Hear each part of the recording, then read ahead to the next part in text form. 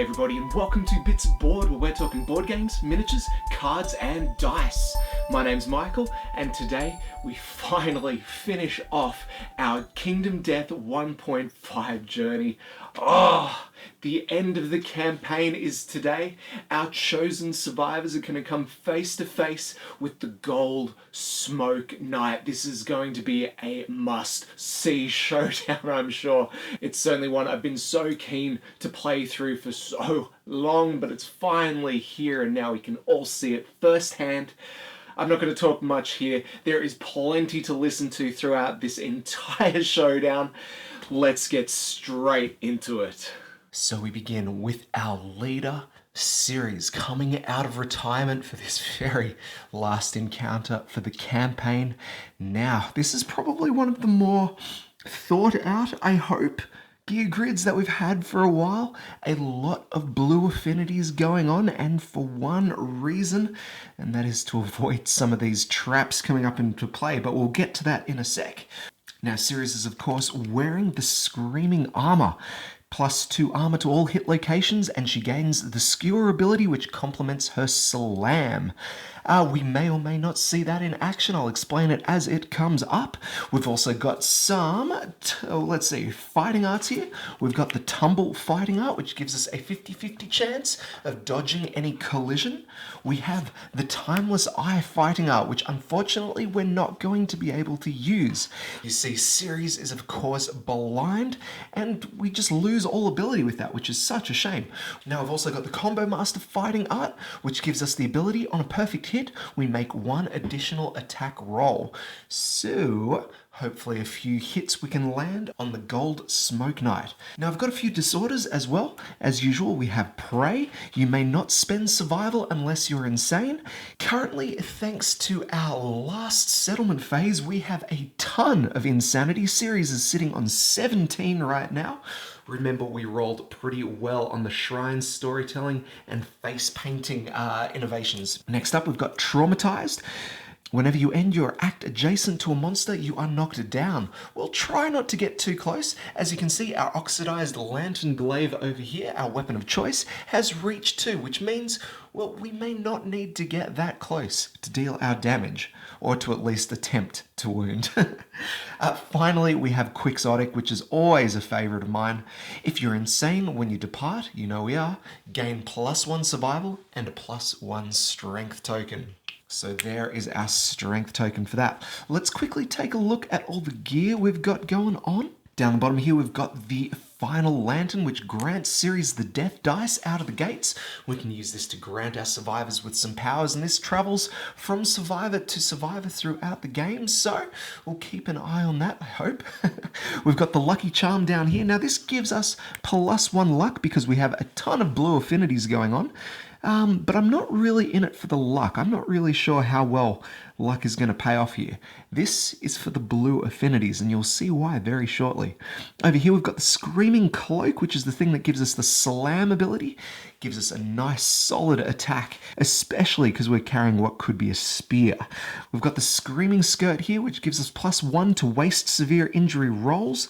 We have the Screaming Leg Warmers over here, which give us, 3 more insanity, bumps us up to 20. Wow, lucky we're not going after the Screaming Antelope. Let's hope a high insanity pays off for us here. We've also got the Screaming Braces, which will allow us to place a set of Acanthus plants on the board, assuming we have room for them or we have the supply for it. Over here, we've got our Oxidized Lantern Glaive. This thing is boss. We roll 2 dice, hits on a 5+ base value, and has 6 strength. It's also sharp, which means we get to roll 1d10 for added strength, and we unlock its little ability there. On a perfect hit, the edge sharpens and the weapon gains +4 strength for the attack. Very nice. Now, I will quickly touch on the weaponry. So Ceres has +1 speed, which is awesome. I'm going to use a token to remember that. +3 evasion, +5 strength. Unfortunately, though, -1 accuracy, which brings this up to a 6+. Yeah, it's the best I could go for here, unfortunately. So let's get some tokens out to represent that. But hopefully that +1 speed token will help minimize the risk there. Now I've got the Screaming Horns here, which allow us to spend an activation to scream, which will grant our survivors +1 movement if they're not deaf and insane, or any other survivors will gain +1 insanity because they don't know what the heck's going on. Now, the final piece of gear we've got going on here is the blue charm. And we bought this on a bit of a whim, not sure if we were going to use it or not, but this could be pretty cool.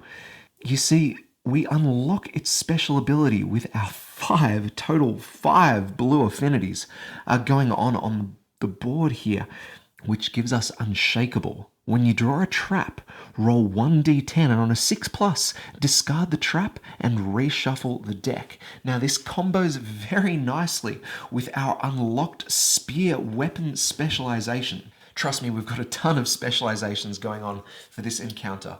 But series, we have this. When attacking with a spear, if you draw a trap, roll 1d10 and on a 7+, cancel the trap, discard it, then reshuffle the hit location discard into the hit location deck and draw a new card. So comboing very nicely there. If we draw a trap, we're going to have 2 opportunities to discard. Whew. All right, 1 survivor in. Let's see who else is game for this showdown. Alright, next survivor out is carrying a very familiar gear grid, but it's not the usual survivor. Ladies and gentlemen, we have Null, our shield master. Now he's rocking out with the full set of lantern armor, which is awesome because it grants us survival all the way up to the survival limit, which for us is 8. And in fact, it doesn't look like we have any survivors missing out on the survival limit today, so that is going to be super useful for us. The other ability on this thing is the extra weight is great leverage, and all clubs in your gear grid gain sharp. So our skullcap hammer over here gains one of the most useful keywords going into a fight like this. Honestly, the Smoke Knight has toughness through the roof, and we are going to need every little bit of strength that we can get. Now let's quickly go through his fighting arts. First off, we have Timeless Eye, and of course this is not going to be of any use to us because, well, Null is blind. Thank you, See the Truth event. So we'll skip on through that. Of course, comboing very nicely with that, if it worked, we have, well, Combo Master. On a perfect hit, make 1 additional attack roll. And then he's got this wonderful secret fighting art, Zero Presence. Gain +1 strength when attacking a monster from its blind spot, and further strengthening this, whenever you attack the monster, you are always considered to be in its blind spot. So that is +1 strength and +1 accuracy all the time. So let's chuck a couple of those counters out there so we remember. Now, it's not all good news, of course. We have a few disorders. Rageaholic. Whenever you suffer a severe injury, also suffer the Frenzy Brain Trauma. Love that Frenzy Brain Trauma. We have seizures. During the showdown, whenever you suffer damage to your head location, you are knocked down. And I've got to take real care to remember this one because I don't know if I always remember that. We also have Weak Spot. When you gain this disorder, roll a random hit location. We, of course, rolled, let's see, the waist location. So we cannot depart unless we have armor at the waist location. For us, we do. The Lantern Mail here, so we are no worries there. Now, I mentioned really quickly that Null is the shield master of the group, and let's just quickly look at what that means for us. When a shield master is adjacent to a survivor that is targeted by a monster, they may swap spaces on the board with the survivor and become the target instead. The master must have a shield to perform this. He does have a shield, and I don't know when would be a good opportunity for that, but we might squeeze something in, we'll see. Now, having attained this mastery means that all of our survivors gain the shield specialization, which is super useful. When a shield is in your gear grid, you are no longer knocked down after collision with a monster. While a shield is in your gear grid, you also gain +1 armor to all hit locations, which means Null is going to have a ton of armor. You'll see in just a sec how much. Let's quickly run the gear grid though. We have the shield here, granting +1 armor to all hit locations. Absolutely comboing lovely with that specialization. We have the oxidized lantern helm, which is like an upgraded version of the lantern helm. This thing gives us the ability to become, well, deaf whenever we want, but not actually suffer the negative attributes of being deaf. It's very, very cool. Hopefully it'll come up. Over here, we've of course got the Skull Cap Hammer. On a perfect hit, the monster is dazed and gains -1 speed token until the end of its turn. A monster can be dazed only once per round. We've got the Lantern Male here, which just has a ton of armor. The Lantern Curious, which is just so boss. We've got -2 movement on there, which is a bit of a shame, but we're not going to put the tokens out for very long because this armor makes sure we're not in the lurches there.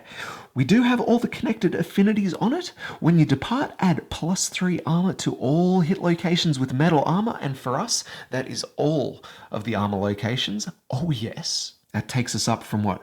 5 to 8 to 9 to 10. Oh, it's so good. Over here, we've got the Lantern Gauntlets. We add +2 accuracy when we're attacking with club weapons. It's for us. That is our only weapon on board, so we're going to gain those and be, yeah, hopefully never missing with this stuff. Although the Skull Cap Hammer does have a pretty rubbish hit on 7+, so it's pretty much meant to combo with this gear, I think. Over here, we've got the Monster Tooth Necklace, gaining us +1 strength, and because we have 2 red affinities locked in, we're going to gain an additional strength token there. Oh. Over here, we've got the Lantern Greaves. Because of those connected affinities, we get to lose our 2 -1 movement tokens there, countering the effects of that super heavy Lantern Curious. Now, Null himself has, 1 evasion, 5 strength, 1 accuracy. He has 7 points of movement, so he's going to be quite flighty on the board. And he's currently sitting at 14 insanity, so super crazy. But you'd want to be to take on this next guy. All right, let's move to our next brave survivor. All right, next survivor out, we have our Red Savior, Fury. Now, she's heading out with the full set of Phoenix armor here, which is going to give her access to the charge ability. We'll see it if we see it. But let's quickly go through her fighting art. That's all she's got, really. So with this thing, well, it doesn't look like it's going to be of any use, and not for the reasons I've mentioned earlier. Timeless Eye. Oh, your attack roll is a perfect hit on a 9 or a 10. She's not blind, but so why can't we use it? Well, we've got nothing that benefits from a perfect hit at this stage, or that I can see. So, unfortunately, it looks like that one's a bit of a waste. Good news is here, though, we don't have any disorders. We do have a minor ability, which is not that minor in this case, but we have a permanent red affinity thanks to her being the Red Savior. So I'm going to go ahead and use one of these little tokens to help distinguish that because, well, it might come in use.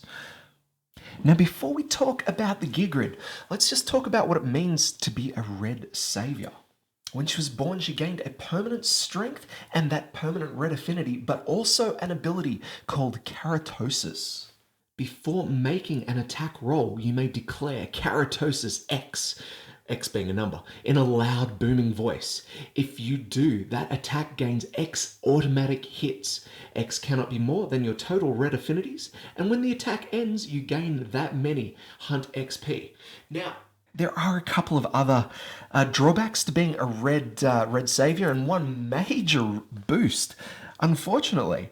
And I don't know how I overlooked this, but we didn't train our Red Savior up enough to unlock the Beast of Keratosis' secret fighting art. So unfortunately, we're not going to see this one in action. So it's such a shame because that is a very powerful secret fighting art. Yeah, it doesn't matter too much about that. We're still going to go in with a solid chance. I've just seen a terrible mistake on my gear grid, so I'm just going to quickly shuffle that over there and fix what could have been just the worst entrance to a showdown ever. Okay, here we go. Let's talk about this gear.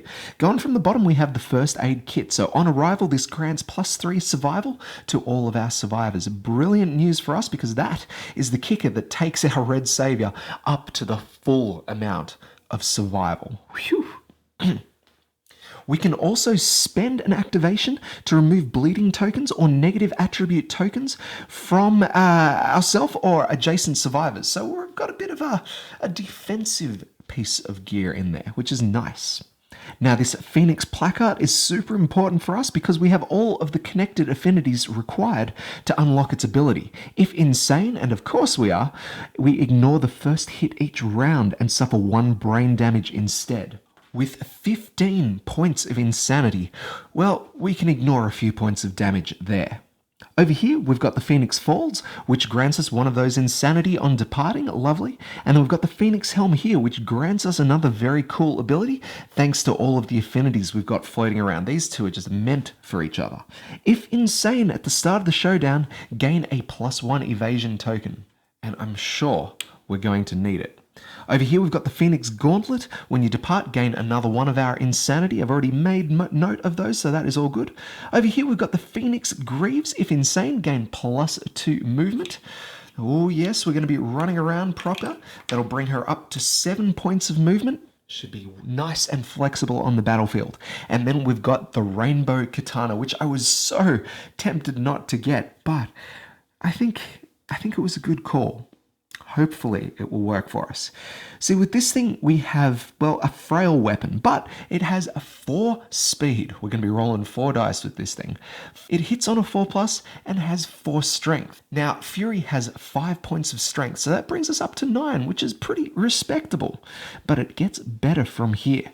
Not only do we gain the deadly ability thanks to all of our affinities, we wouldn't have had that if I had messed up the gear grid like you saw, but this will give us at least, well, 1 point of luck, I guess, when dealing with the Smoke Knight. So hopefully there's a couple of critical wound locations. But anyway, what we have over here is probably most important with the build.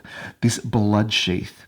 When the Rainbow Katana is left of the Blood Sheath, which it is, it loses its frail keyword, which means it's not going to break when we hit a tough armor location, and it gains the Sharp keyword. Yes! 1d10 strength to every attack roll. Love it. Now, one of the reasons I wanted to bring someone with those red affinities is to work in tandem with that Keratosis ability. We're going to be rolling 4 dice here, and I can kind of wager Hunt XP by exclaiming, let's say, Keratosis 3 to ensure 3 of those rolled dice are going to end up hits. And that's pretty much how this is going to work. So at least we're going to be able to land the hits. As for wounding, I cannot speak to certainty, but we're going to try. We're going to try super hard. Now, our red survivor has +1 accuracy, +5 to strength, and +2 to evasion. So, I think we're in a pretty good stead to do a good job here. Hope for the best. And here we have our final departing survivor. No surprises here. This is Lex, and probably the linchpin of our plan here today. She's carrying the Perfect Slayer, which is just such an important weapon for us. Now, she is wearing the leather armor, which is going to help us ignore bash. Hopefully that comes in handy. I didn't look in too much depth with the Gold Smoke Knight, so I don't know if he causes bash, but if he does, well, Lex is going to be pretty happy in this fight, just as well. Now, she has 2 fighting arts. We've got the Unconscious Fighter fighting art, which means it takes 7 bleeding tokens to kill us instead of 5. Bit of survivability there, doesn't hurt. And we have Combo Master, which relies on that perfect hit. But if we do roll that perfect hit, man, is it going to be a strong hit. Let's quickly look at all the gear. We have the leather boots down here. Not doing too much, just granting a little bit of armor. Same with the leather skirt and the leather cuirass. We have the beacon shield over here. It's just a little bit of added survivability, +2 armor to all hit locations, and gives us the ability to block 2 hits in spending 1 survival. Well, maybe we'll use it. I don't know. This is, of course, the star of the show, the Perfect Slayer. It is a 3-speed weapon, but we'll touch on that in just a sec. It hits on a 6+ and has, 14 strength. Amazing. Now, it does have a couple of keywords, which is going to change how initially impressive this weapon is. It has slow. Oh, immediately that destroys us because that turns our 3-speed up here, well, into a 1-speed attack. We can only roll 1 dice. Unless, of course, we can find a way to ignore slow. We'll touch on that soon. Here we have Sharp, which is going to be super useful because we are still chasing 27 toughness. So 1d10 strength is going to be helpful. We have Devastating too, which, well, For every wound we can cause with this thing, we're actually going to discard 3 AI cards. So honestly, I think the majority of our wounds are going to come from this thing, if of course we can land the hit. We've got the leather mask up here, which grants us a couple of points of insanity on departing, and the leather braces here, granting us additional survival. Lovely. Now this is the thing...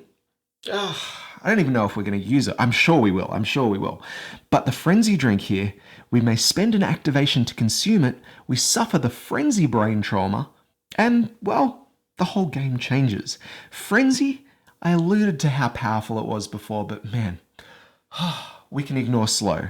We gain +1 speed for our attacks. We gain 1d5 insanity. On the other side of things, we are then unable to spend survival or utilize our fighting arts. But what a powerful ability to have, to fully utilize those 3 speed on the perfect slayer, to gain an additional 1, 4 speed. Oh, man. I was playing it down before. There is no way we are not breaking this out, but when is the question?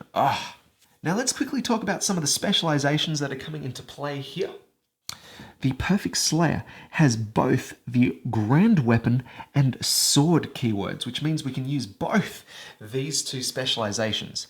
The Sword specialization is strong. When attacking with a sword after drawing hit locations, make a wound attempt and then select the hit location to resolve with that result. I've not used this one to its full ability in any of our playthroughs, and it'll be tough to show it off with the Perfect Slayer while it's sitting at 1 speed.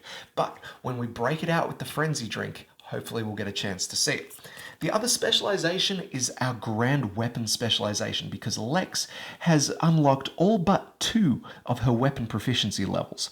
When attacking with a Grand Weapon, gain +1 accuracy. And when attacking with a Grand Weapon during your act, if you critically wound, the monster is knocked down, which is going to help out heaps if other survivors can sneak in for an attack before the end of the user's round. So yeah, that's pretty cool. So let's throw a +1 accuracy token on there to show that off. The last specialization we'll show off, which of course applies to all of our survivors, is the Fist and Tooth specialization unlocked by one of our starting survivors. You may stand if knocked down at the start of the monster's turn or the survivor's turn. It's always good to mention this one because it can get us out of some pretty sticky situations. Now Lex is working with 5 movement, just the base value there, 1 accuracy, 6 strength, and 2 evasion. Oh, that reminds me actually. We have to throw down, a couple of these -1 movement tokens because that Perfect Slayer is super heavy. It means we're only going to be able to move around 3 spaces at a time. So I'm hoping we can find a way to get in close to the Smoke Knight. Truly, I hope this works. All right, guys and gals. We are all prepared. Let's get our survivors together and head to the showdown board. A mantle of ash falls over the settlement. As the survivors gather, a roasting gust of cinder blazes through the crowd. The smell of singeing hair and skin stings their nostrils. A flash of light splits the darkness, illuminating the approaching shape of an enormous knight, holding a massive ornate maul. Great plumes of inky smoke pour from every gap of the knight's gold armor. The gold smoke knight speaks in an unknown language, a hollow, metallic voice echoing from its armor. It stands at ease, awaiting its challenges. Alright guys, let's talk the Gold Smoke Knight. There is only 1 level for this guy. There are no difficulty levels. We are just going to get rolled by a level 1 Gold Smoke Knight here today. So let's just quickly go over his traits and stuff. First on the list is Mauler. There we go. Nice little bit of art on there as well. At the end of the monster's turn, perform Blacken. Okay, that doesn't seem too bad. What's Blacken? Oh, it's this one here. The knight raises its maul. Smash Zone and Ash Zone can be seen on here. All survivors in the Smash Zone suffer 3 hits for 5 damage each. There is no roll to hit. It just happens. All survivors in the ash zone suffer 1 hit for 5 damage.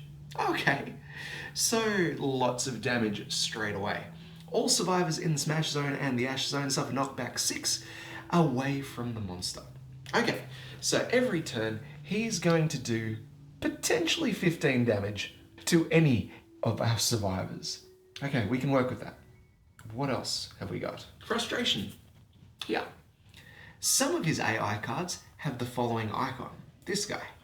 If the monster's AI card has done no damage when you reach this icon, discard that card and perform the following. A 5-speed attack with 2+ accuracy, dealing 5 damage per hit. Oh gosh. He's really intent on doing some damage. Frustration is an understatement. Now, of course, it wouldn't be a tough monster without the indomitable trait, which means any attempts to knock this guy down are going to be pretty much ended as soon as that turn ends. Oh. Now, it's probably worth mentioning that there is another status card floating around, this secondary forge one, but this would only come in play had we received the Thunder Maul rare gear. And man, we actually had the opportunity, right? This would unlock a story event in this encounter, but we had to go ahead and walk away with that damn steel shield. And don't get me wrong, that thing has saved our lives more than most other pieces of gear. But it would have been nice to fully go into this encounter with everything we had behind us. That's okay. Let's just quickly go over what his instinct is. So, in most cases, all monsters have this extra little ability. If they can't find a target on their AI card, then they do this other crazy ability. This one here is called All is Ash. Place the monster on the center of the showdown board, and all survivors suffer bash, bleed 1, and knockback 8 towards the monster. Then we end the monster's turn there. This is going to be crazy. Oh, I haven't even mentioned what his stats are. He's got 8 movement and 27 strength. I kind of told you that 100 times before. He does have 18 life, which means it's going to be 19 to kill him, which I think we're in trouble, guys. Okay. Are we ready? Let's do this. Okay, let's go. Alright, so actually I'll just quickly zoom out. As you might have seen with the terrain, we've drawn a few pieces of terrain on the board here. The first one we picked was the 2 tall grass, so we've got one and one over there. We also pulled just 1 Arcanthus plant, so I put one over here and one over there. But of course, thanks to our Screaming Antelope armor, we can place another card's worth, so we've got some sitting up with our top survivors up there.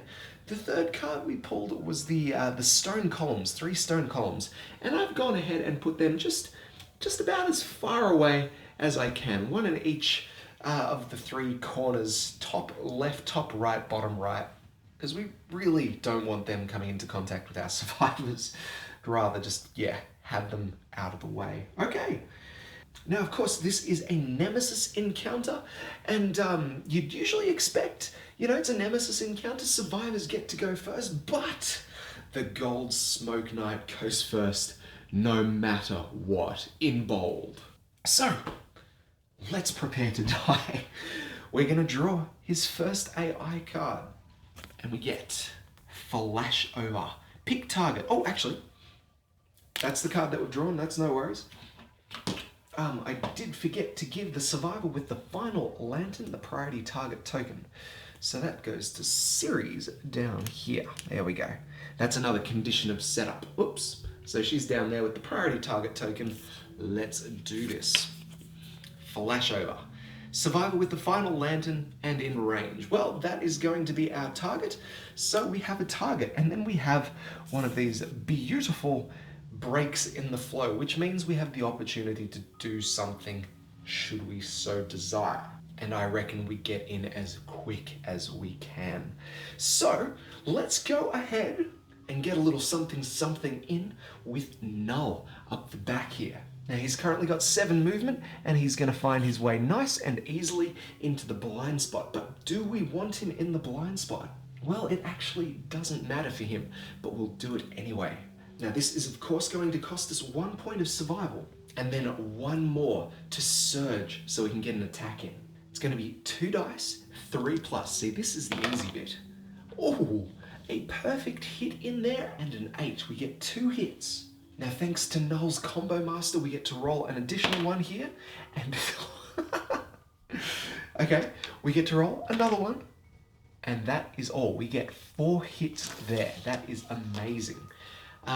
Possibly too many, but we'll see how we go. Mournful Mask. This is a -2 toughness to wound location.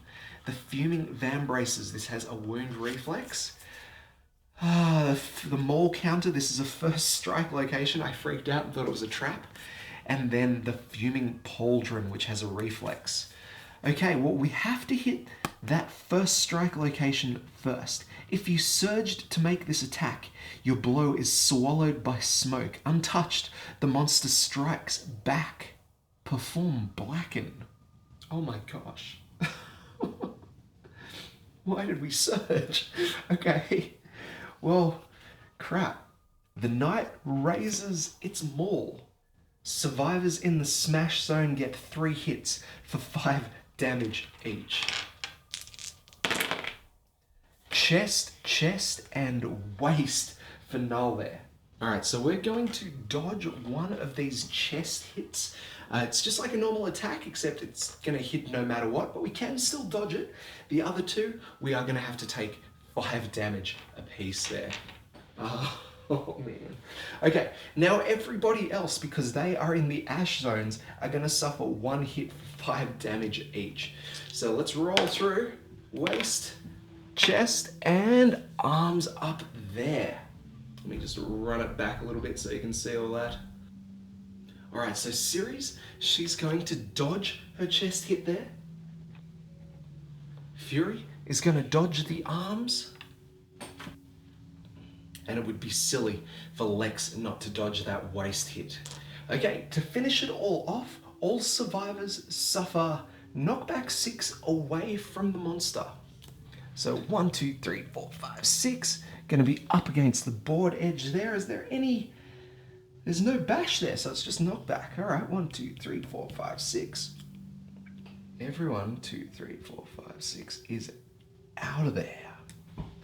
All right, that was my plan. What was your plan? Okay. All right, so we finished that blackened tray that interrupted our little wound attempt there. We're just going to go ahead and discard all of those 4 hit locations that we managed to pull. What? And then we continue resolving this flashover thing. So he's going to move and attack. Now at this point, I do believe our priority target is going to be out of range, but he's already chosen the target. Do we avoid this? I think he's still going to move. All right, so by the looks of things, we're going to resolve the movement because he does have a target here. Now he does have 8 movements, so he's probably going to get pretty close here. 1, 2, 3, 4, 5, 6, 7, 8. Not quite close enough. Boy, is this guy an imposing figure. All right, so we've avoided his attack, but not the full AI card. We've still got a bit to go. The monster's maul emits a thunderous blast of scorching heat. All survivors are attacked. It's a 1 speed attack with a 2+ hit, dealing 10 damage to whichever location happens to come up. Let's begin with Ceres over here with 3 evasion. This is going to be a 5+ to wound. And that 9 ensures a ton of damage. Let's resolve hers first. Whoa, to the head. My lord. Truly having second thoughts about doing that little dodge earlier. Oh, alright, 10 damage to the head. Completely wrecks our armor there. 5 points down the drain, and we're going to be rolling a severe injury right now. Let's do this. An 8. Cool. We suffer a concussion. Your brain is scrambled like an egg. Gain a random disorder and 1 bleeding token. Alright, let's grab this disorder. We get Squeamish. You cannot depart with any stinky gear in your gear grid. If a status or effect would cause you to become stinky, lose all your survival. Well, that means we are going to have to replace one of our disorders, so let's get rid of traumatized. That thing's going to cause trouble, I know. And we'll add in squeamish instead. No worries. Seriously, 1 bleeding token, I'll take that over death any day. Alright, let's head over to our 2 survivors up the top. Alright, let's begin with Fury. She too she's got 2 natural evasion and 1 token, so this is going to take a 5+ to hit as well. And the 1 will miss. So that is beautiful. I hope that came up on camera. Oh my god. Thank goodness it did. Blurred, but it did, so it counts. Alright, let's go to Null next. Now he's only got 1 point of evasion, so it's going to be a 3+ for him. And he does not make it with that 9.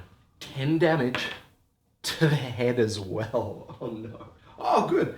So he actually has 11 points of armor there, thanks to his amazingly strong lantern armor, the shield abilities, all that stuff. So we actually make it without a total death there. Oh my goodness. Okay.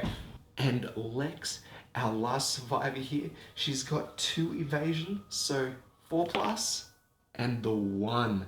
That was a pretty rubbish roll, but I'm taking that 1 no matter what here. Okay. That's it. That's the AI card done. Let's head back over to the Smoke Knight to see what else he's got up his sleeve. Alright. That sucked.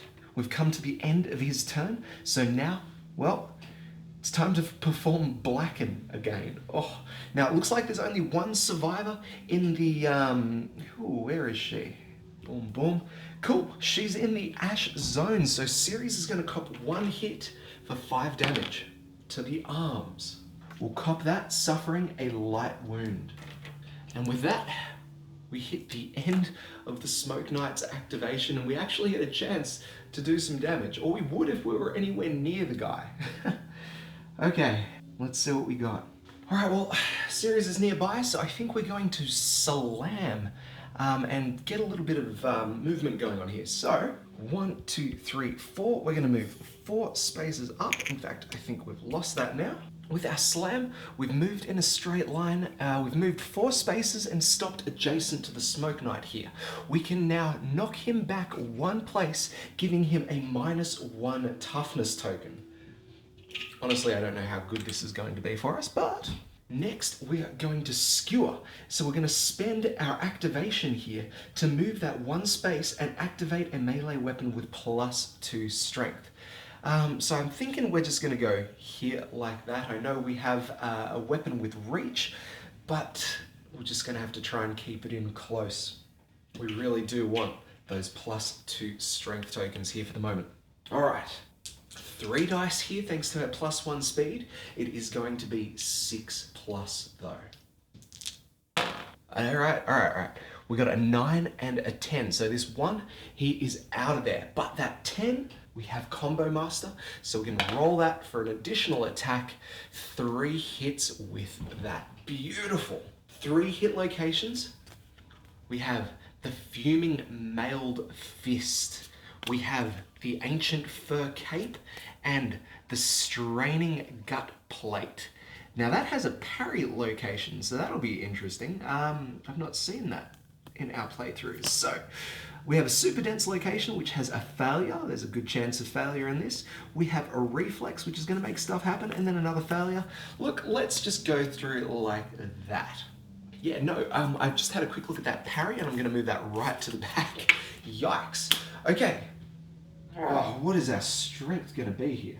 All right, 12 natural strength, and I've just realized we have the death dice here, and I'm thinking we're going to use this to add additional strength. Yeah, let's try a little something tricky here.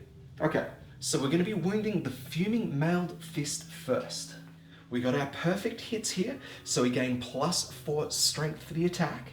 That brings us up to 16 strength. So let's add for our sharpness. Oh yeah. 24 strength.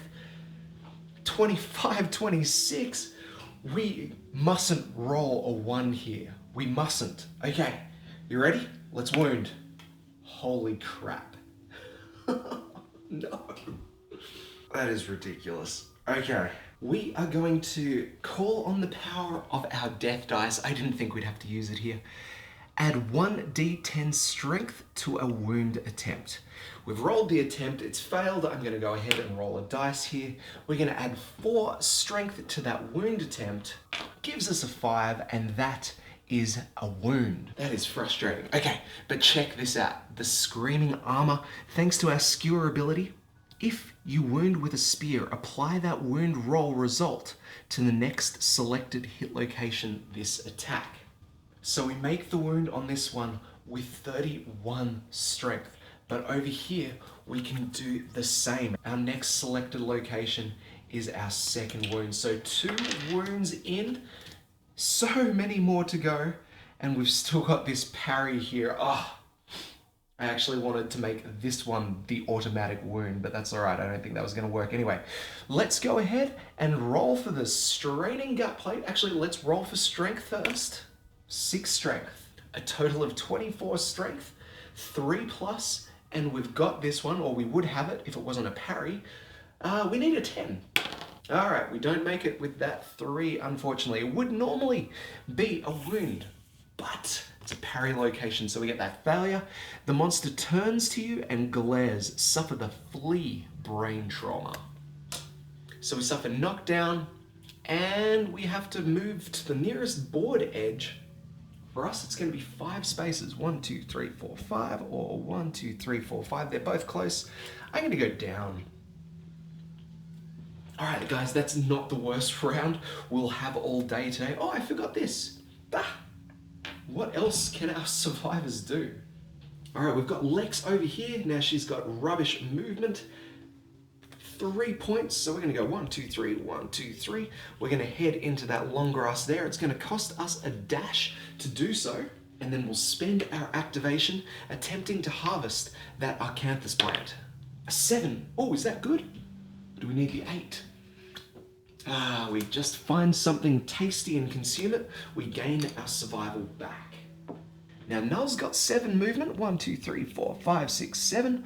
1, 2, 3, 4, 5, 6. He can actually get into a place where he can attack here. This is amazing. Or do we run our savior in? 1, 2, 3, 4, 5, 6, 7, 8, 9, 10 should be able to get in there as well.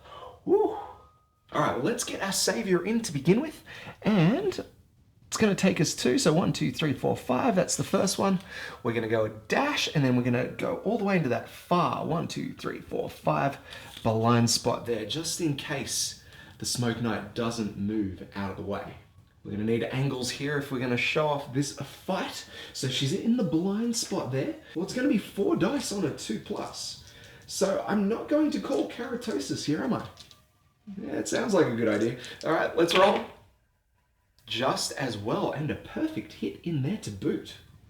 Oh, not that you can see it all. There they are. Lovely. Let's grab our hit locations. And we start with a trap card. So, Ashen Armageddon. Crap. A sudden vacuum sucks the soot-filled air into the monster's armor. All survivors suffer knockback 5 towards the monster. Oh, all right. Brutal. Let's do that. That sucks. I'm so unhappy right now. Here we go. 1, 2, 3, 4, 5. Our knockdown survivor is there. 1, 2, 3, 4, 5. Not quite making it in. And 1, 2, 3, 4, 5. Let me move the camera and show you where everyone ended up.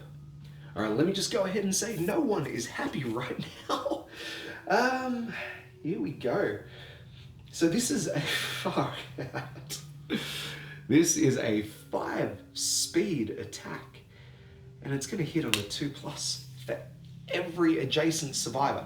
So that's going to be Ceres there, and poor old Fury. Let's roll for Fury first. 5 dice, it's going to be 5+ for Fury. Oh, 4 out of 5 hit so hard. 4 dice. Okay. Chest, legs, and 2 to the waist. Don't like that at all. All right. Alright, the chest and legs are no worries. We don't have any armor there anymore.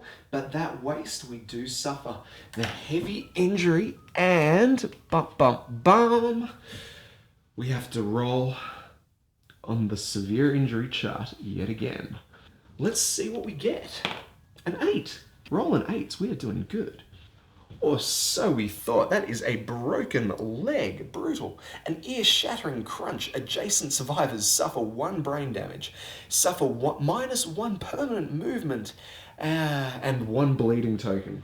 1 down. Series. This is going to be another 5 dice. 5 plus for her as well. 2 hits. Okay. 2 hits is good. Where are they going? Waist and arms. And that means a severe injury roll at the arms location. A 4. Dismembered arm. Oh. Lose an arm, you can no longer activate 2-handed weapons. The injury is permanent, can be recorded twice. And we gain a bleeding token. They're sneaking up there. That's her 2nd token. Okay, that's the trap card done and dusted. We're going to go ahead and reshuffle that hit location deck here. Oh boy. Alright, well, let's get, who is it? Null into the fray. 1, 2, 3, 4, 5, 6, 7. It's going to cost him a full dash to get in there, but we thought that was going to happen anyway. Alright, it's going to be 2 dice, 3 plus. Hey, perfect hit. So he gains a -1 speed token until the end of the round. That's good. And Combo Master fires off. Oh, and another one. Oh my god, this sucks. We're just going to draw another trap card. Oh, what is this bull? Okay. So, 4 hits. We haven't done well with 4 hits, guys. We really haven't. So, Fuming Placard first. Fuming Scrag second. Oop. Fuming Counter third. And the Fuming Bever fourth. So the Fuming Counter is the first strike location. If you surge to make this attack, we did not.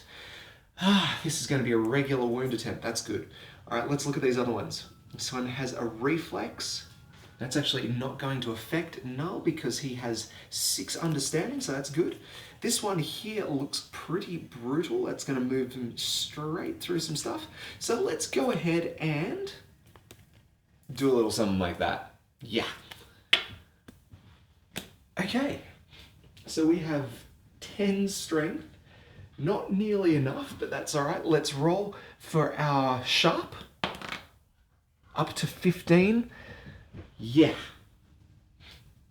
Unless we can roll a 12. We're going to need 10s here, guys and gals. Oh, 16, but we're still going to need 10s. All right. A 6 fails. Ba-boom. Next one. Far out. So the reflex goes off here, but it doesn't affect us because we have 6 understanding. This next one here. Why do we roll all of our 10s to the hit? This is a failure. Gold flecked exhaust explodes from the monster's armor. All survivors within 5 spaces of the monster suffer 1 damage and knock back 3 away from it. That's going to cancel the rest of the attack here. 1, 2, 3. 1, 2, 3. And 1, 2, 3. Let's find out where these points of damage are going. Null to the chest. Red Savior to the legs. Series to the waist. Okay. Well, like it or not, that is the end of the survivor's activation. We've done not much. 2 damage? Alright. Alright, let's see what this guy has got in store for us now. We draw his card and it's crashing below. The gold Smoke Knight leaps into the swirling clouds of ash. Place the monster adjacent to a random survivor on top of as few survivors as possible.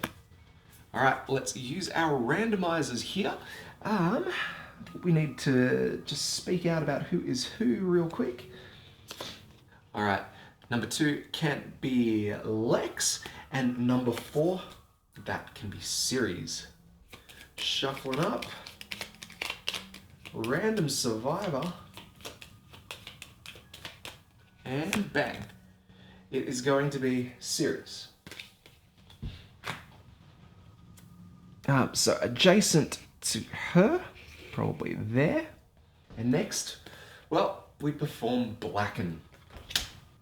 So it looks like Ceres is going to cop the smash zone, so 3 hits for 5 damage each.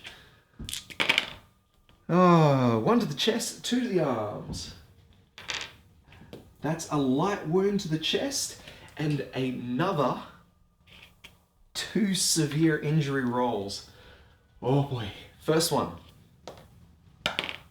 It's a 7. Broken arm, -1 strength, 1 bleeding token. The second one, let's get that out of there. Here we go. It's a 1. No. Oh. Die of shock. Your vision fades along with the sight of your mangled, armless torso. Gone. Ceres, our leader, you are the first to go in this just absolute suicide mission. Alright, let's keep going. Blacken doesn't end there though, because we have Lex in the ash zone. 1 hit for 5 damage. It's going to the legs.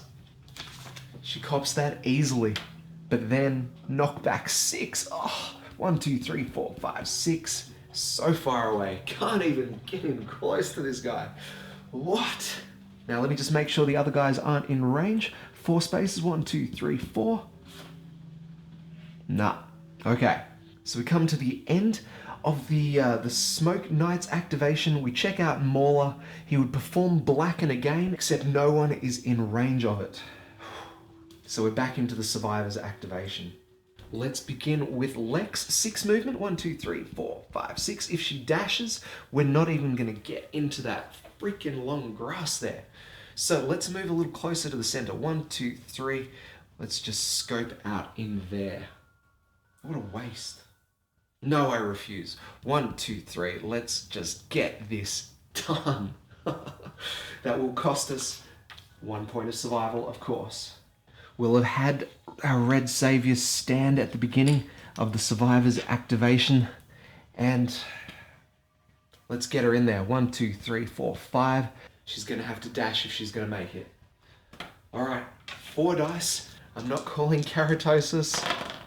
We needed 2s. We're all good with all 4 of those. Let's pick some hit locations, shall we?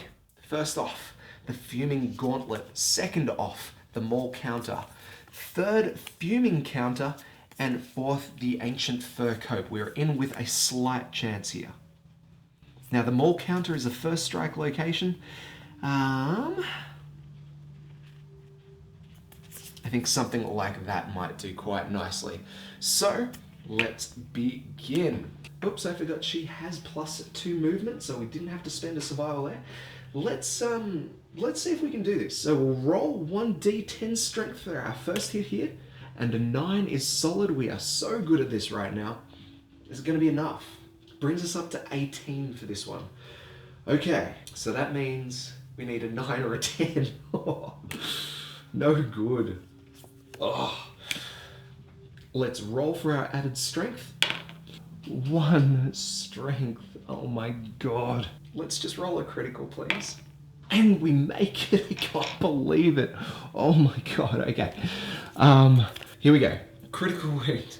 The monster stumbles. If you're adjacent to the monster, it grabs hold of your thigh to steady itself. Its steaming grip melts muscle and bone.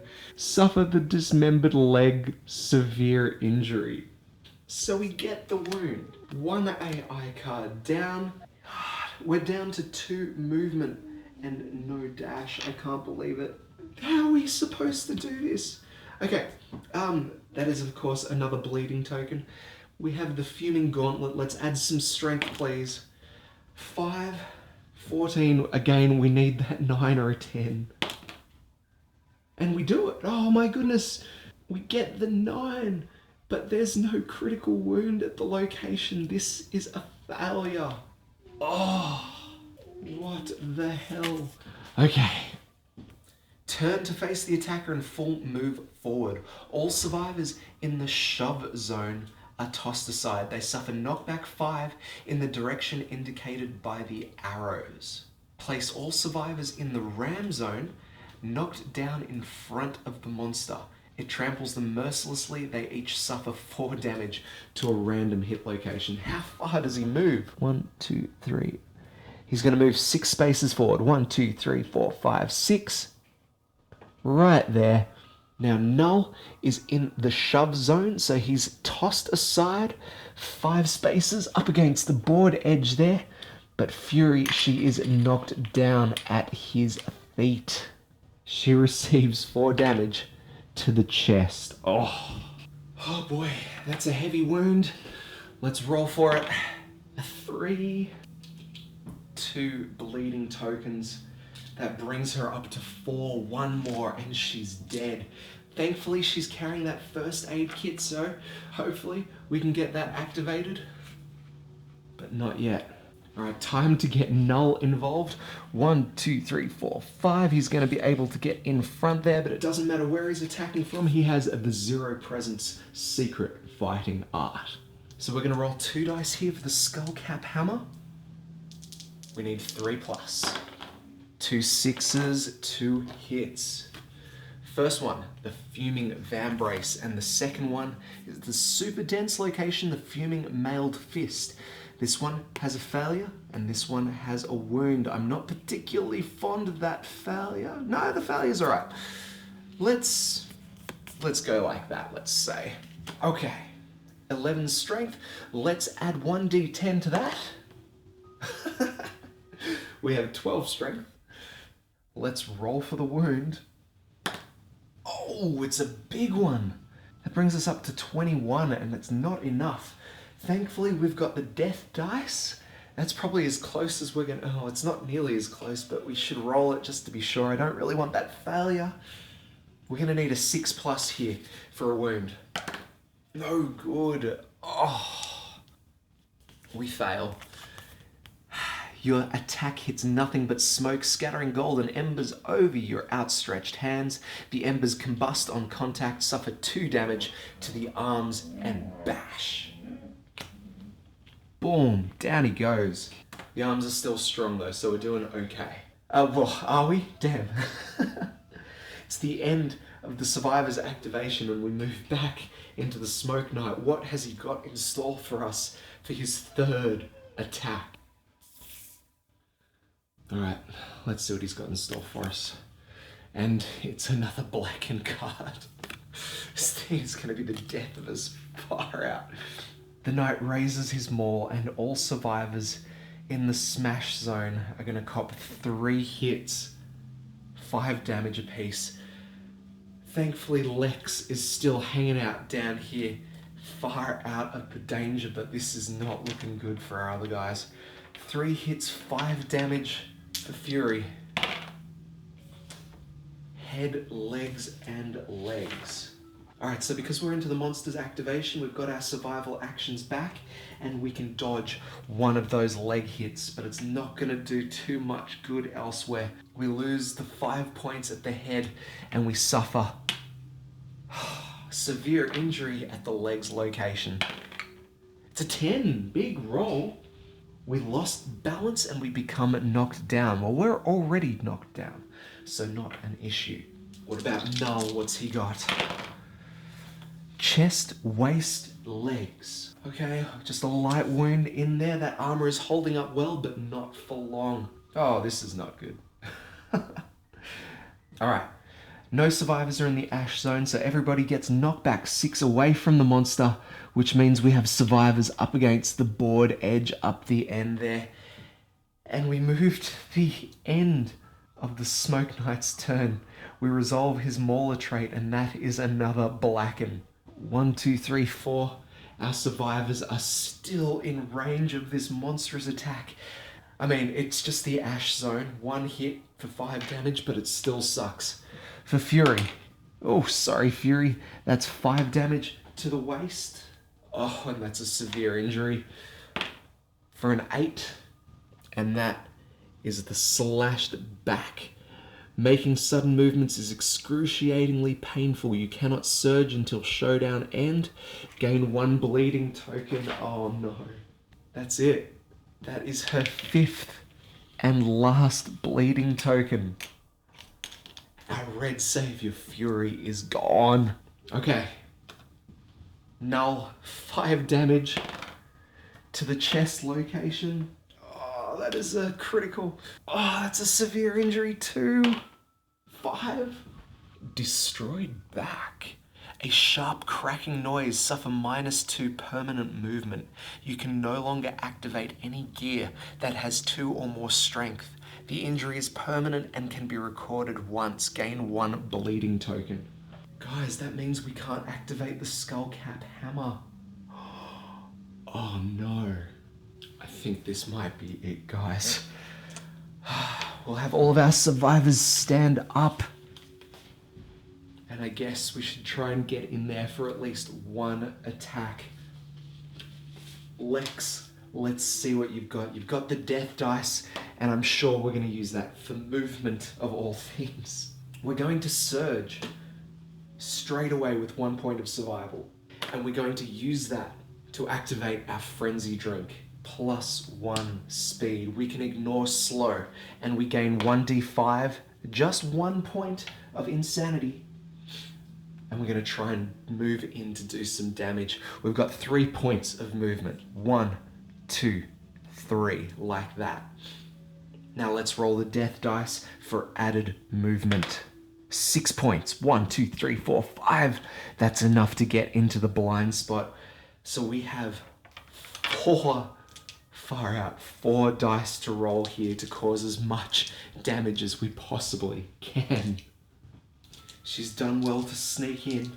4 dice, 3+ here. Okay, 3 hits. Tell you what, it's not going to be enough, but we're going to try our very best. All the way to the bitter end. 3 hits. 1, the fuming pauldron. 2, the fuming solaret. I don't even know what that is. Ugh. And 3, the maul counter. This is a first strike location, and if we're attacking with a surge, this whole attack would be null and void, but we're not. This is our regular attack, so all 3 of our hits here, they count. So we have a total of 20 strength here. We're going to roll 1d10 for added strength. Oh, just the 1. So 21 strength, we need a 6 or more to cause this wound. Oh yeah, wouldn't you believe it? We nail that 6. That is 3 wounds off the Smoke Knight right there. Let's have a look at our next ones. For this attack, let's use our sword specialization. What we're going to do here is we're going to roll for our strength for this attack. Just 1 again. Oh, all right, so 21. Again, we need that 6+. And 5 fails. So we're going to go ahead and direct this failure to this fuming solaret here. That means nothing happens. It's only got a wound reflex on it. Not to worry. So our last attack is this fuming pauldron. No 1, please. And it's a big one for us. It is a 9. So that means we've potentially got this wound. Potentially. As long as we don't roll that 1. 7, yes! We bring it. Alright, so that is another 3 wounds off the deck. But we now have to survive whatever this reflex is. The monster towers over you. If the attacker has less than 6 courage, roll 1d10.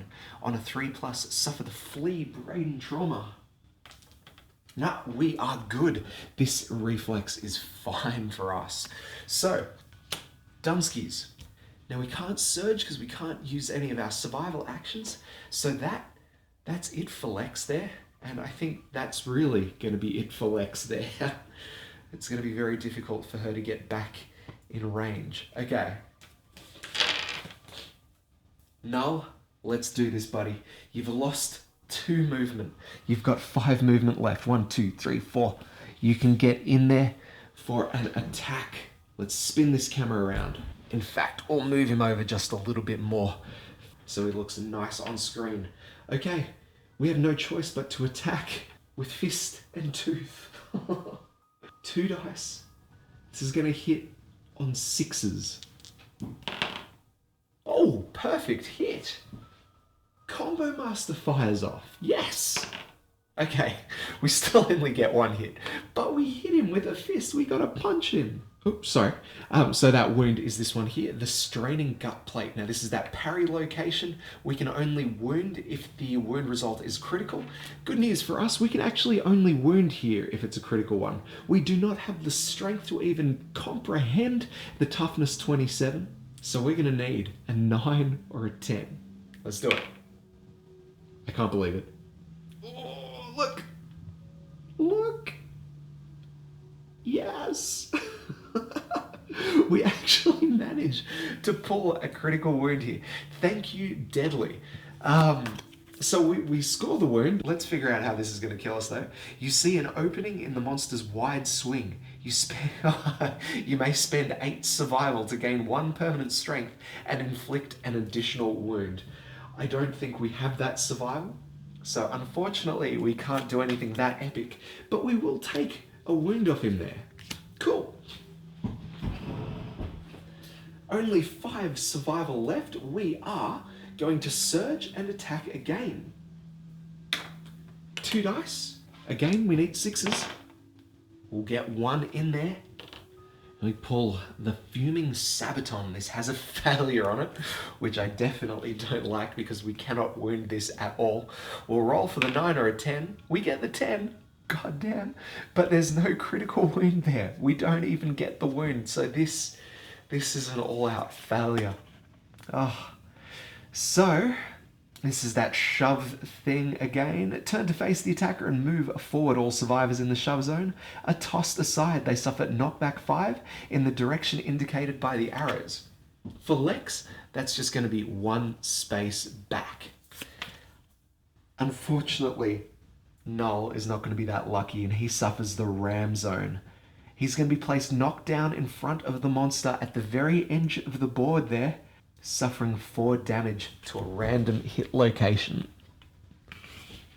Oh, that is a very sorry sight. Let's find out where this 4 damage is going.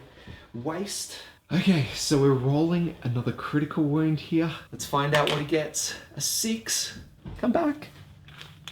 He's not dead yet. Sorry, buddy. That's destroyed genitals. You cannot be nominated for intimacy, random disorder, and bleeding token. All right, for disorder, we score binge eating. Lovely. That can replace his seizures, which I'm sure I've forgotten about as usual. Okay. Well, that is unfortunately the end of the survivor's activation. So we're back into the monster's attack here. We draw his AI card and we get Force Amplified. Threat with the final lantern. No one's got that anymore. She's dead. And so it's going to be a random survivor in range. So does it have to be a threat? It does not. So we're going to go odds up the top, evens down the bottom. All right, odds it is. Oh boy. Null is going to suffer a 2-speed 2+ attack. His evasion brings us up to 3. Let me just zoom out, sorry. Oh, all right, just 1 hit. That's cool. And he can dodge that. Awesome. All right, so we're going to spend a point of survival. We're going to dodge. Not much of those left. Oh boy. But we do have that symbol down the bottom there, which means the Gold Smoke Knight, well, he's frustrated. And this is going to be a 5-speed 3+ attack. Here we go. 1, 2. Oh, okay. All 5 of them hit. We have a ton of damage here. Oh man. 5, 10, 15 damage to the chest. 5 to the waist. and 5 to the legs. The waist suffers a severe injury, and then we have 3 injury rolls on the body location as well. Let's do the waist first. Oh, it's a 3. 2 bleeding tokens. He's got room for 1 more, people. We'll roll his first body. And that is 2 more bleeding tokens, guys and gals. He's a goner. That is the end of the Smoke Knight's activation, which means he's going to blacken. Lex is out of range, so we're back into the Survivor's activation.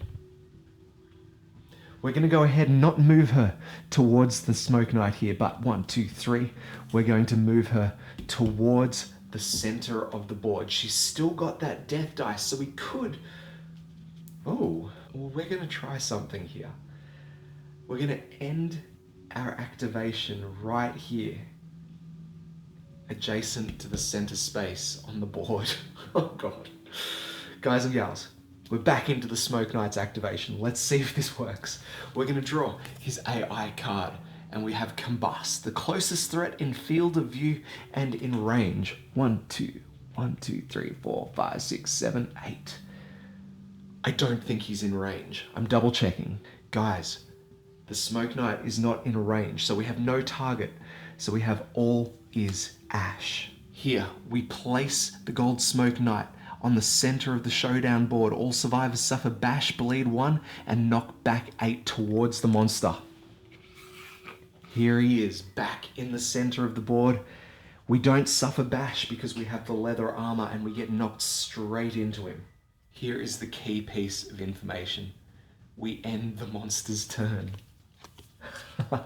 We're gonna get a sneaky attack in.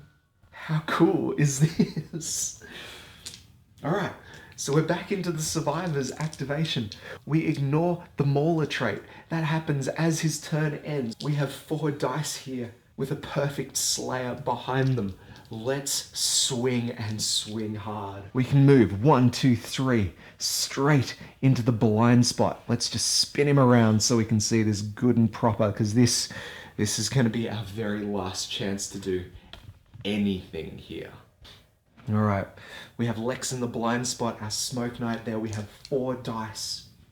Usually hits on a 6+, 5+ for the blind spot, 4+ for her accuracy, 3+ for her proficiency. So let's do this. 1, 2, 3 sneaky hits in there. We don't get the benefit. We don't get the benefit of our combo master here. Oh no. We only have 4 hit locations left.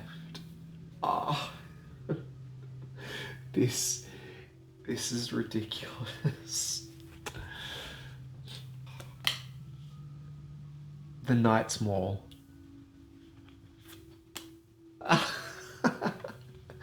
Ashen Armageddon, our trap card. The 3rd one was Fuming Counter. The 4th one was a -2 toughness. No. Guys, I think that's it for us. Let's resolve this trap card. A sudden vacuum sucks the soot-filled air into the monster's armor. Knockback 5 towards, 5 speed, attack, 2+ each one. Guys and gals, 3 pluses here. 4 hits. Oh, this was glorious. 1, 2 to the chest, 2 to the waist. We're going to be rolling far out. 1 severe injury at the waist, 2 at the body. Here's our waist. Intestinal prolapse. Your gut is gravely injured. You can no longer equip any gear on your waist as it's too painful to wear. This injury is permanent and can be recorded once. Gain 1 bleeding token. It's okay, we've got plenty of room for bleeding tokens here. 6 more will kill us, but I'll tell you what will kill us quicker. A bad roll on these chest locations. All right, first of 2. 4. Oh, a gaping chest wound. Suffer -1 permanent strength and gain 1 bleeding token.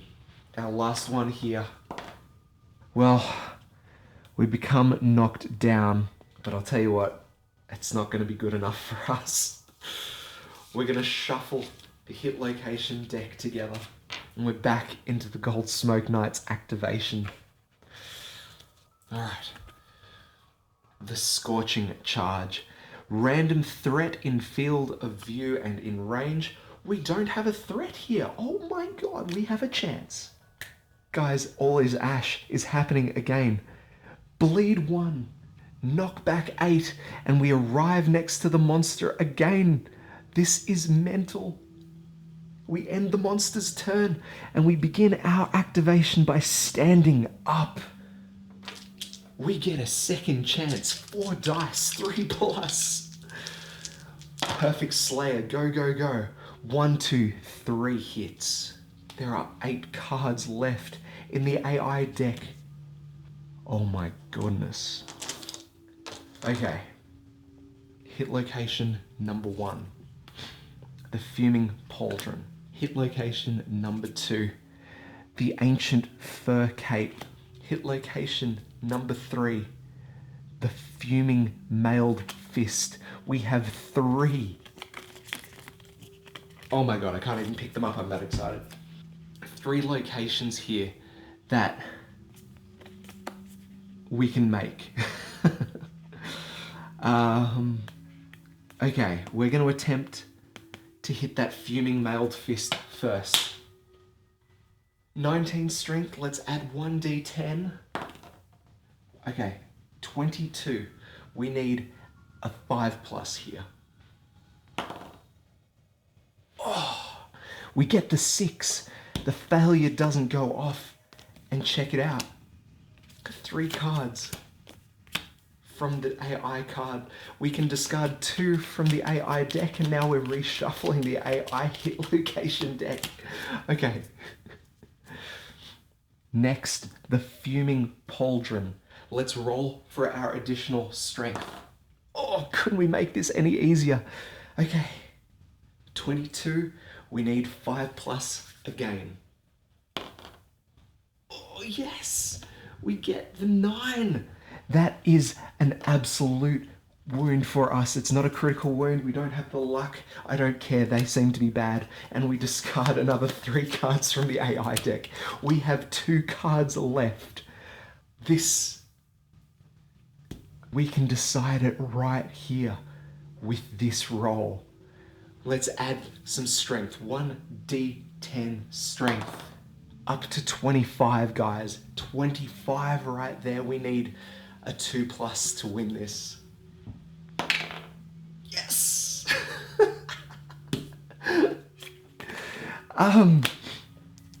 We discard 3 wounds. 1, 2.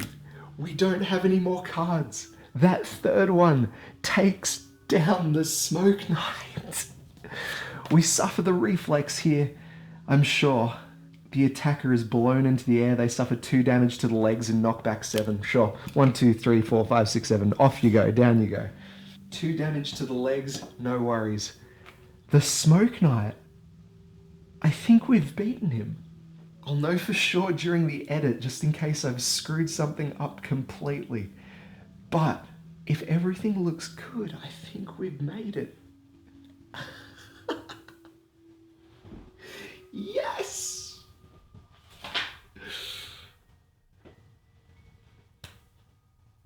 Lex, you bloody beauty. Okay. Aftermath time, guys.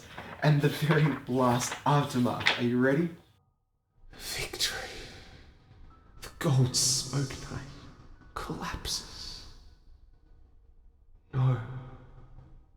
He stands. A vision, perhaps, of what could have been.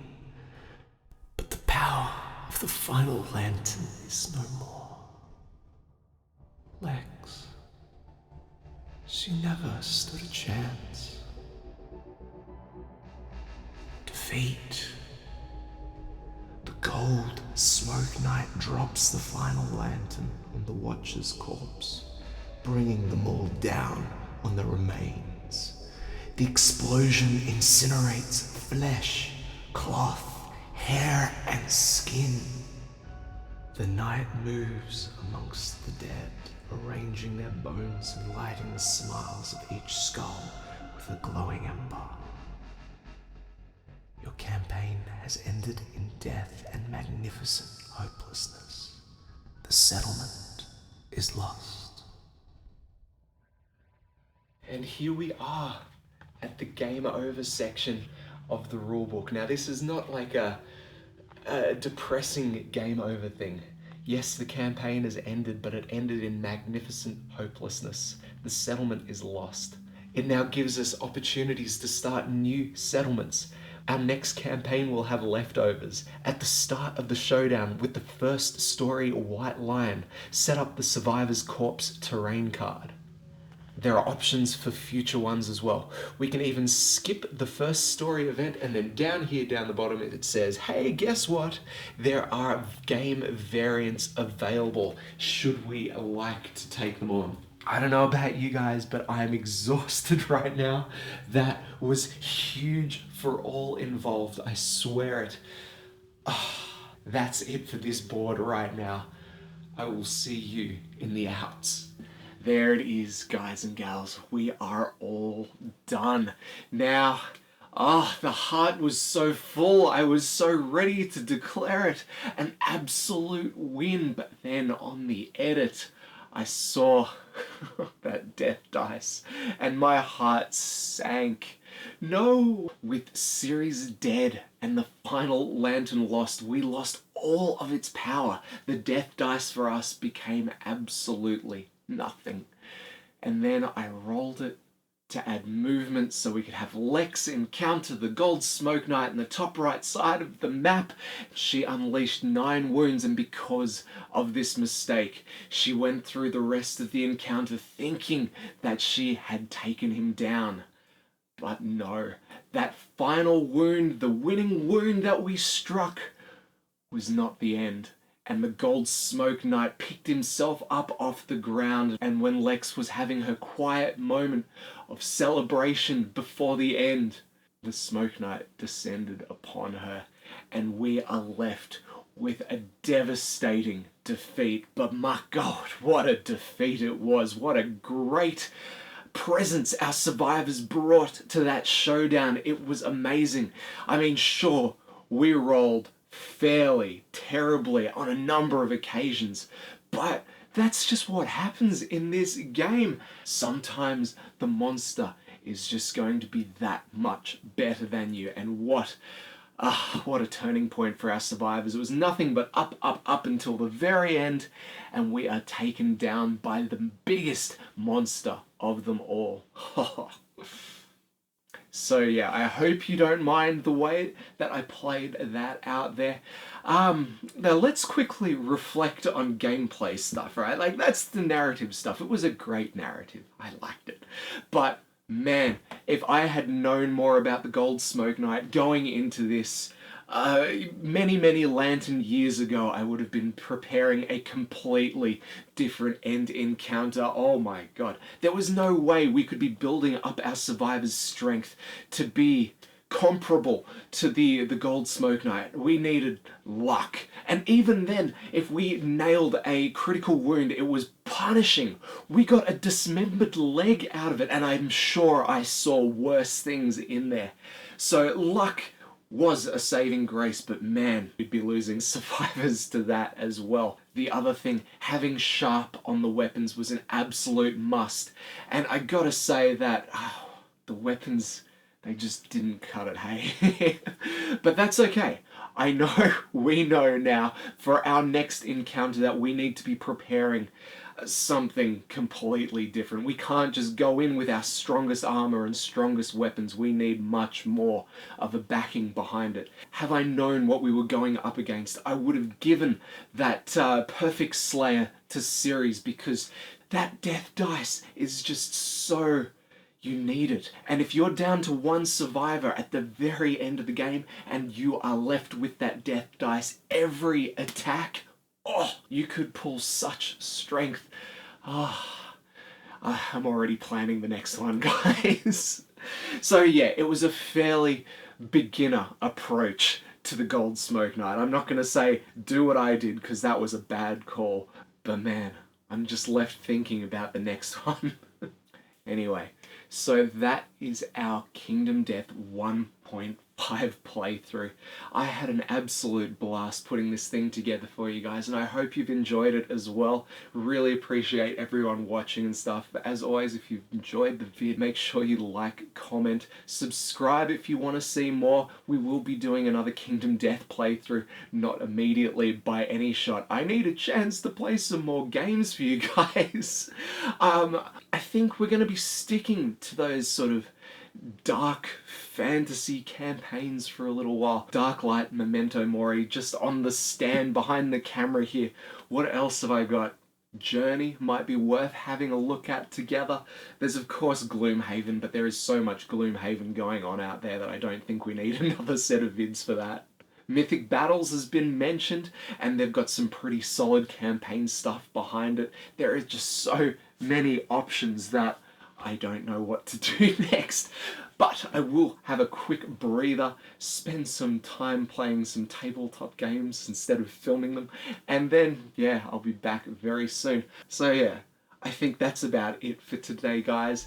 As always, my name's Michael, this is Bits Aboard. We'll catch you next time. Thank you all very much for watching. Oh, and I almost forgot, down there in the description, there is a SurveyMonkey link. If you want to head over there, you can vote on which expansions you want to see in the next vid. I want to put in everything, but I understand that some work best with others, and you might not want to see what I want to see in there. So make sure you have your say there, and we can get started on setting up this next campaign. Boom.